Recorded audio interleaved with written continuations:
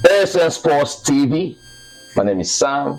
You already know what time it is. When we come like this, we try to recreate or reminisce on our heroes, past those who have done great things with the round letter game in Nigeria. And today, I am opportune to have one man who have seen it all when it comes to the round letter game.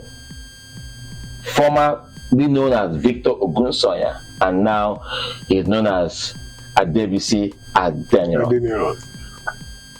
Former captain of Abiola Babes, a soccer developer, and also great father to St. Louis Football Club striker Samuel Adeniran. Sir, welcome to the program. It's a pleasure. It's a pleasure. My pleasure.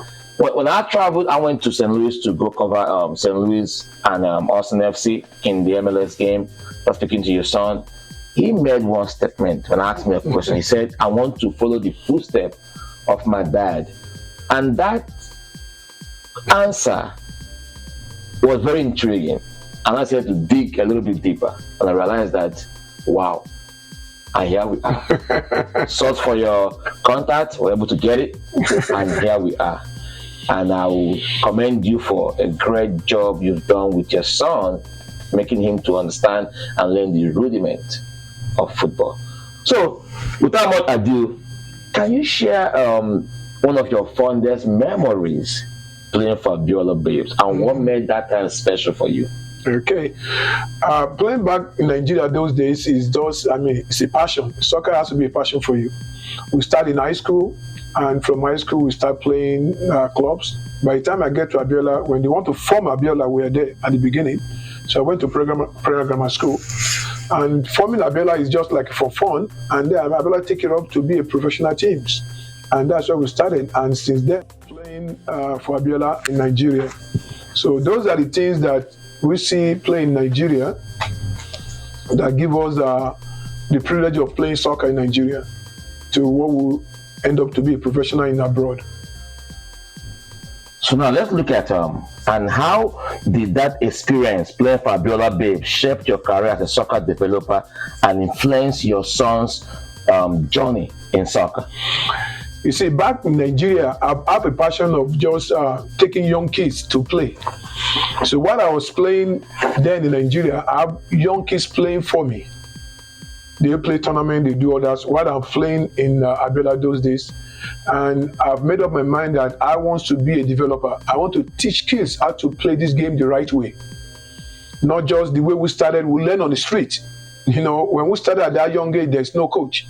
We learn on the street, play on the street, and then some uncle in the neighborhood just put us together. That's how we know how to play soccer. So that's my passion from the beginning, that I want to be a developer, to develop kids how to know how to play this game right. And playing Abiola has helped me a lot because it gave me the platform to be who I am today. Now, when you watch the Nigerian Soccer League, which they call it Nigerian Professional Football League, and compared to the time you were playing for Abiola Babes in the Nigerian local scene, just oppose the two, what do you think have changed? I can say a lot has changed because when I went back home to watch, anytime I go back to Nigeria and I want to see game, number one, the stadium is open. Nobody come to the stadium. And I asked them why. They said because of security. Number two, the level of playing then, the way we're playing then and the passion is not there. Because we are playing for the fun of it that lead us to be a pro. But they are playing 100% for their living. Commercial. That's what they're playing for. They just want to make name, make money, and go abroad. But we are playing it just to play in our country, play for national team. We have the passion. Just our target is playing for national team. It's not about going to abroad. I want to play for Green Eagles. So those are the things we put in it. At the end of the day, we see that there's opportunity to go to college. So that's how we use our talent to come to college in America. All right, this is still an exclusive interview with Adebisi Adeniran, formerly known as Victor Ogunsoya, former captain of Abiola Babes, as international soccer developer, and father to Samuel Adeniran, still on the hot seat answering our questions on today's edition of Celebrity Sports Interview. We'll be right back after this time out. Come St. Louis with the ball. Samuel Adeniran for St. Louis inside the ball. Adeniran! How about that from Samuel Adeniran. Look at the techniques. Outside of it, food. Samuel Adeniran added another one. All right, yo, welcome back to the program. This is still Celebrity Sports Interview, and my name is Sam, right here on ASN Sports TV. Subscribe to our YouTube channel and follow us on all our social media platforms for you to have access to great content on our platform. And I'm still on the hot seat is Adebisi Adeniran, formerly known as Victor Ogunsanya, former captain of Abiola Babes, defunct. If you are an avid follower of Nigerian football scene, you will know Abiola Babes was active in the days of IICC Shooting Stars, days of the Flaming Flamingos, the days of stationery stores, the days of Iwanya National, the days of Ranchabis of Kaduna, right? I get it right? I get it right. The fun thing is that my dad, my father, my interest in soccer aside from my father, my late father, my soul keep rest in peace. He was the chairman of supporters club of Golden Guinea Football Club back in the day. So he took me to Ranchers Bees match, all those games, and that's where my interest started. And here am I right now. And it is a privilege, talking to you, someone from that time, because a lot has really changed in Nigerian scene. And you now, as a developer of soccer, how has it contributed to you developing young talent through your academy? Now, so here in America, I can see I've put a lot of kids from, I started at the age of 6, and I've seen a lot of them went to college with it, finished college, and I've seen a lot I've put in Europe playing right now, in the lower division in Europe, in Germany, in Portugal. So being a developer has helped me a lot because I just don't coach. I make sure they play the game right. So most of my players that I coach, glory be to God. Thank God that they all are doing very well while they're playing, and most of them use the same soccer to get education, and some use the same soccer to benefit their future. Two of your sons are soccer players, and Yes. God bless them so much that they have a developer as a father who understands the rudiment of the game. How has that helped you in shaping your sons to be where they are right now in their careers? While we were studying, first thing I told my children is I say, don't play soccer because I play soccer. But when you decide to play this game, we're going to do the right way. And that's what brought me along to be coaching other kids. So when they're playing for me, when I was developing them, I put 100% in them, and I let them know time is money. I'm not going to waste my time on you if you don't want to play the game. If you want just to have recreation, you can go to YMCA or any to play. But if you want us to do this game right, we'll do it the right way they're supposed to play. And I thank God that my children are very humble, and they listen and they take instruction, and that's why I can see the result today. I'm a proud father that I can see that Ayo Adeniran playing in Germany and Samuel Adeniran is playing in St. Louis. So it helped God, it pays off for me. I'm so happy. Your son nominated for the goal of the match at the MLS restart. You saw that goal he scored, right? Yes, I saw the goal. When you saw him, when you saw how he was able to score that goal with that style of play, how does that make you feel as a father? Oh, I'm a proud father. I'm very proud of him. I call him after the game. I say, really, son, you've made me proud. Because one thing is to coach your son or coach any player. One thing is for that player add the knowledge of God has given to them. Because that one, most of the stuff we see a player play, it's not coach that coach you everything. Because when he's attacking that defender, I thought it's going to, because he's a left foot player. Yeah. And the guy already blocked his left side. So when I saw the way he bent the ball out, you can say, God, that's one of the talent God gave to him. I can't take the credit for it. I can only say I'm proud of him. Because sometimes you see players do some skills, it has to be from God. It's the talent that God gave them that they brought out. Yeah, you coach them how to play it, but when you get to the situation of games, a player has to decide what to do. And it's a split second, you have to decide that. And I'm so proud and I'm happy that he can do that. And sometimes harnessing talent, polishing them, and making them to become that finished article undergoes different processes. Yes. And there are people that are involved in it. Yes. And there used to be this structure in Nigeria called the MTN. Yes. MTN Scholar. MTN Scholar. Yes. Yeah, if I can remember that. Yes. What happened to that program? You see, the MTN Scholar was introduced to me by my pastor, Pastor Gandhi, and when we started it, the program was going very, very well. And at that time, I was a proud person that I'm a Nigerian because the MTN is bringing equality things to athletes, a soccer player in Nigeria. I mean, bringing them to America for education. I mean, you can't beat it. And the only thing I would do is that to take American coaches to Nigeria to recruit them to America. But you can see lately they are just saying that the program is not coming up again. Maybe it's from the management side. I just say that the thing just died down, and now they mess up a lot of fish of our young talents in Africa that can benefit of coming to abroad, coming to America for education. But now the program is no more. But that's why I don't know why it is, but I know it has been from somebody in the organization that messed the program up. So that program has gone underwater now. That program has gone. It's no more. It's no more. Talking about your two sons, what are the key principles or philosophies you instilled in them as they pursue a career in professional soccer? The first thing is that you can't be lazy. The second thing is that if your team is practicing for 1 hour, you have to do 1 hour 45 minutes. If your team is practicing 2 hours, you have to do 2 hours 30 minutes. And anytime they finish season or they come home, we start all over. I never give up on them. If the season finish, I give them 3 days to rest and we continue. Why? I watch their game, I see them play, then I have to correct all their mistakes so that by the time they're going to go back, they know what to do. And I thank God that their kids are listening and follow my footsteps and really want to improve. They always want to improve, so they are not lazy about it. So that's what there's no laziness in sports. You have to give 110% to play this game right. What sets your kids apart from other soccer players? I can say the grace of God.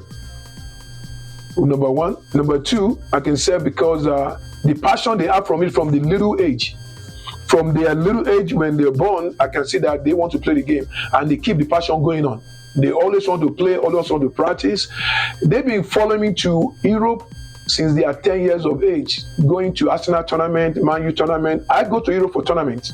I take American children there. So they are the pioneer of it. Because of them, I started this program. And they've been in Europe every summer, my kids in Europe. And when they get to Europe, I leave them to other coaches to coach them because I want them to see other hands. So if you see them play now, it's not just something that happened 1 day, 1 hour, 1 year. Now, Sammy is 24. Sammy has been going to Europe since when he was 10 years old, 9 years old, because his brother's older. When we get to Europe, they play tournament, they practice, and I leave them there with other coaches to coach them. It takes money and it takes time. So that's what make them apart because they give their time and I give my own time for them and I can see the result today. Interesting. I can imagine a proud father. When you watch your sons, what they do on the field, just like the way you describe that goal he scored, man, that was one heck of a goal. I saw that, I was like, dang.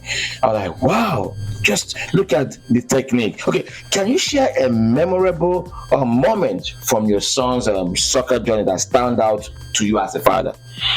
The first one, the second one. Both of them. Okay. Let me use the first one before I get to the younger, because the first one's give him the passion more. Because when he saw his brother doing it, that's why he can follow. So Adebisi Adeniran is a player that 100% love to play the game and give his time, give his best. It started when he was in college. He went to college, UAB, University of Alabama, free scholarship. So they went to Holland to play preseason. And one team in Holland said, "Oh, we want you, you're a good player, I want you to stay." As an African father, and I said, "Listen, son, you are 2 years in college. Why you don't finish college before you go and start pro?" That's one of the mistakes I make on my older son that pains me. I should have let him go, but I said, "No, finish college." And the boy respect me, came back, finished college in 3 years. And he said to me, "Daddy, I'm going to Europe. You want to finish college? Your degree is there, I'm finished. I'm done with college. I finished college, so what next?" Then he went to Europe. Since then, he has been in Europe playing from Malta to Portugal to Germany to Iceland, and he played all those areas. Now he's about to retire, not retired in Europe. He just want to go to Asia now. So that makes Sammy to say, listen, if my brother can do this, he follow up. And Sammy played in Dallas Cup when he was 16. And that's where Liverpool saw him play. And Liverpool acclaimed and said, oh, who is this boy? And that year, I'm taking my team to UK to play a tournament too. They said, okay, can Sammy come and play in our academy team? I said, yes. Now we get there. They put him in their team. He was in bench because that's the first time he want to play with them. They put him in second half, he scored 1 goal. Second game, they put him second half, he scored 2 goals. Third game, they put him second half, he scored hat-trick. They said, oh no, we have to go to Anfield. that's how we went to Anfield. And they said, we want this boy, we need this boy here. And we both went to Anfield, talked to the manager, and they said, do you want him to stay here? And then you say, yeah, fine, if he wants to. And he really wants to be in UK. Because you learned from the experience of the other one. Of the other one. I've stayed in Netherlands. Yeah, I learned from it. I said, no, okay, let's go. And that's how they kept him in Liverpool for 16, 17, 18. He was there for 2 years and finished high school in UK. Interesting. All right, looking at the soccer landscape, both when you played for Abiola Babes, when you now that you're a developer, and I saw one interview of all that you granted that you never play for Nigeria again. What made you say that? Okay, so what made me to say that I'm not going to play? That the baby I hold in my hand, that's my first son. He's in Philadelphia. He's a lawyer now, so he's married. What made me to say that is that when we are going for Olympics, I played for Nigeria in the Olympics. So 88. So 88. I was injured with a muscle. It's a muscle tear. It's not something difficult to treat. And they said, oh, we are about 5 of us. Daru Sadi, Patrick Okala then, the younger, the brothers of Emmanuel Okala, his brother was there. They said, about 5 of us said, they have to return to Nigeria because we can't play. Then I said to them, we are in Europe. Why can't treat us and let us be okay before we go back to Nigeria? And the coach said, he's a German coach. And all the managers said, we have to go. I said, okay, listen. I did not beg to play national team. True, when I was playing Nigeria, I'm a standout player. I don't beg to go to national team. So people lobby to play national team. So I know how to play. I'm not going to lobby to come and play for Nigeria, my country. So when they try to do that again, I said, listen, I'm done. So when we arrived back home after the Olympics, and they asked me a question that what happened in Germany about your injury and all that stuff. Then I said, the way they treated me, I don't like it. That I don't think I will come back and play for this country again. So when I get the opportunity to come to school, get a scholarship when I get to America, and I went back home to pick, my first son was born in Nigeria. And the journalist there, Nigeria is going to Morocco to play Nations Cup. They said, are you here to play for Nigeria national team? I said, no, I'm done with national team. I'm not going to play for, because they don't treat their players very nice. At all. And which is bad. And those days, you are in camp, they'll be giving you wrong food. They will not pay your allowance. Poor nutrition. Yeah. And also, we went abroad to play. They will not give us our allowance. Even up to now, such still happens. When you look at the female national team in this just concluded World Cup in New Zealand and Australia, yes, what happened with their money and everything, that story is still the same from the days of yore when you guys were still playing up to now. So it hasn't changed. That's bad. And now when you look at that, what hope do you think sports administration at large, not only soccer, has in Nigeria? The only thing I think it will change it is that if they don't put any politicians to be in sports, because politics and sports cannot mix. You have to elect, if you see in America or in UK, in Europe, people that's controlling their game, their sports, are ex-international, ex of the sports. They're the one, because they know what they need. They know what the player needs. Until we do that in Nigeria, the Nigerian sports will still just be mediocre. They said Nigeria qualify for World Cup, this, that. We're just going to be by quarterfinal, semi-final, we're out. Because we're not being treated very well. If you still continue now, we're in the 20s. With times of technology, how can it still be continuing now? Sports and politics should not miss. You should put the right person there. We have talent. We have talent in Africa. Not only Nigeria, there's talent. We're supposed to be Brazil of Africa. That we're supposed to compete in the World Cup finals, Olympic final all the time, because we have talent. We are gifted by God. But because of poor leadership, because of poor management, that's where Africa or Nigeria are still where we are today. what I've come to deduce from this conversation is you always made mention of school sports, which has been the bedrock of back then Nigerian sports development. When you talk about the Principal Cup and all that, and which you played in Principal Cup. Yes. Take us a little bit back to that time.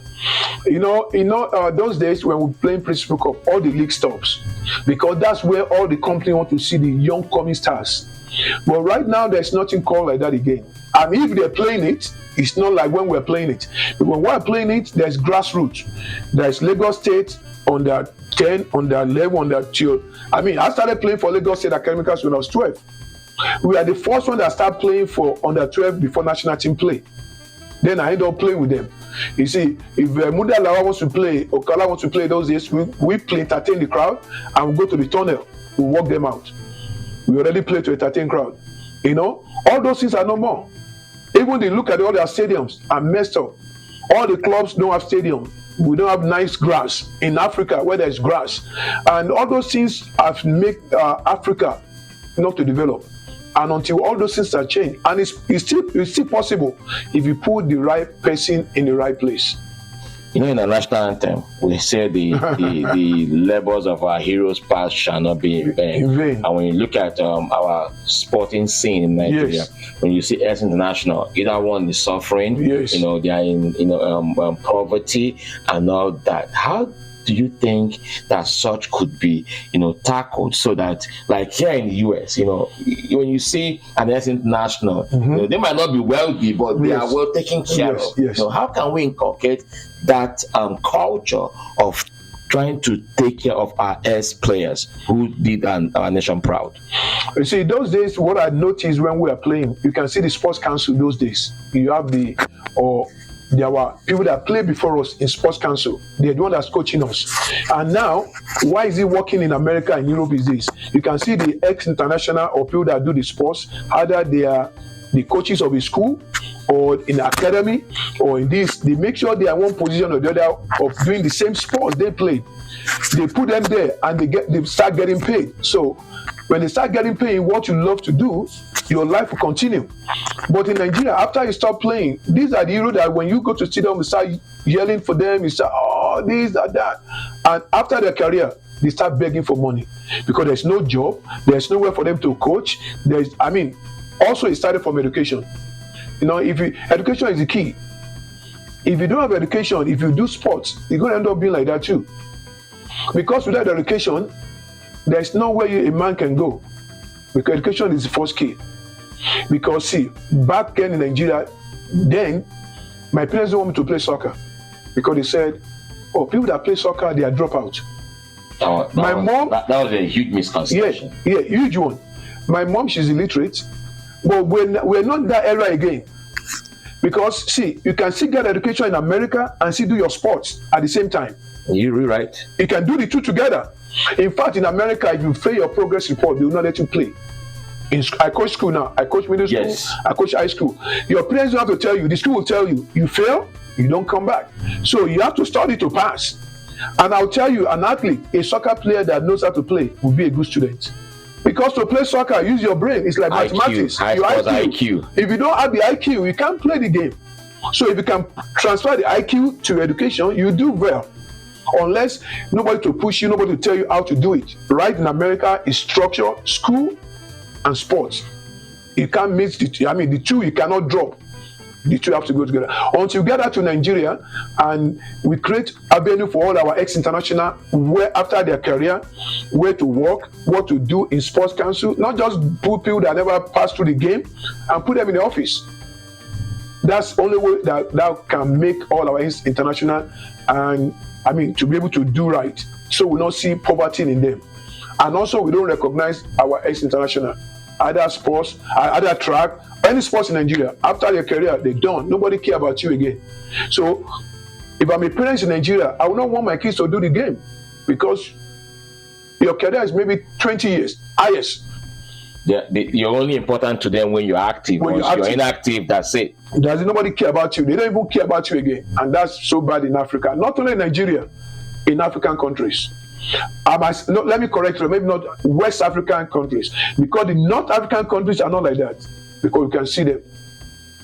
All right, before we wrap up this conversation, lastly, can you describe the role of family support and encouragement in the success of a young soccer player during your own experience as a father to soccer players? You see, a family has to support their children whatever sports they are playing, especially in this world we are in America, because in Africa you can learn sports on the street. In America or Europe, you can't learn this game on the street. It's structured. It's structured. You have to go to school, academy to play the game. If a parent did not support their kid here to play the game, they will not play it. Even they have the talent. Like I said to most of my academy, the parents, I said, you only know about school, but you don't know the talent and gifting that God put on your child. If God said your son is going to be an NBA player, but you never introduce him to basketball. If God said your son is going to be the best soccer player, you never introduce soccer to your son. If he says he's going to be a golf player, you never introduce him to golf. How will he end up be playing that game and to the highest level? So parents have to know that they have to support 110% with their children if they have the talent and they have the gifting. And to know that is when you go with them and you support them. That's the only way you can know this game is for them. All right, it's been a pleasure with this great interview with Adebisi Adeniran, formerly Victor Ogunsanya, as captain of Abiola Babes, a soccer developer and father to great soccer players, especially Sammy Adeniran of FC St. Louis City Football Club. Thank you very much for sharing your experience, deep-rooted in development of talent, with our viewers. I appreciate that. You said something about Ranchers Bees. After I left Abiola Babes, I went to play Ranchers. Oh, wow. Yeah, after I left Abiola, the team I play is Ranchers Bees. We are the one that play Ranchers Abiola in the final when Abiola disbanded his club. In the Challenge Cup. In the Challenge Cup. I lost the PK that Abiola won the FA Cup. And people said I sold the game to Abiola. I left, Daru Sadi, Tadiola, Yaola, we left Abiola at the same time because Mutak Arua, the owner, came from here to buy the team. And when I was supposed to sign for Abiola Babes, and that time come the secretary, when he's giving them signing bonus that time, and he said, I don't need the money, I'm a captain, I'm a son of the soil, it's only people that's coming new. That's why they bought Dominic Ayofa to Abiola. I said, why should I not need the money? I thought it's a joke, and they didn't want to give me. So then, I played for national team friendly game in Kaduna, and then the Ranchers talked to Dairu, said, "Bring this boy," and I said, "No, I'm a captain of Abiola. Why should I leave?" And when they refused to give me the money, and then this Ranchers big followed me to Abeokuta, they brought the money on my table. You want the money? I'll pay for your car. Your team is not ready to give to you. Then I waited for a while. And I went to them again. And I said, listen, I need the money too. I'm underprivileged. My parents don't have money. So you need the money? I need the money. Then the guy telling me, then by the time I signed for Ranchers Beast, and Abiola hear about it, he has to call me. He said, MKO. He called me, he said, what happened? I hear that. I said, sir, this is what happened. And you see, that Abiola I love the man. He reasoned with me. He said, really? I give them to pay everybody. Why they don't want to give you all money? I said, they said they're not going to give it to me. But now I've signed to Ranchers. He said, why you don't come and tell me? I said, sir, I can't come and report my elderly people to you. He said, no, you are the captain. You should have come and I'll pay the money back. The Abiola said, oh, go and return their money. I'll return the money. I'll give you the money. I said, sir, you know me by now. I'm a loyal person. I've signed to them. Let me play one season and I'll come back. Guess what? You are making the final Challenge Cup. We made the Challenge Cup final. And I already made up my mind that after the Challenge Cup, I'll go back to Abiola. But I lost the penalty kick for Abiola to win the cup. And if I go back, they say, yeah, truly. Yeah, you sold the match. I sold the match to Abiola Babes. Match fixing. So my parents have said, no, don't do that. Don't go. And in Kaduna, I can't move around. They say, they say, that is car. They're gonna kill me, blah, blah. But I did not go to their practice for a month until that thing died down. Then they see that I signed for them again, then everything died down. So I played for them one season, and that season, that's when Abiola disbanded his club. So imagine if you have gone back and disband the club, you become clubless. I become clubless. But guess what? I'm in the market. There's going to be a club that I can play for. But that's my story about Ranchers. I left Abiola to Ranchers Beast. All right, thanks for sharing the story. This is an addendum to the conversation. Thank you. Thank you very much for having me. It's a pleasure. God bless you. Bless you too.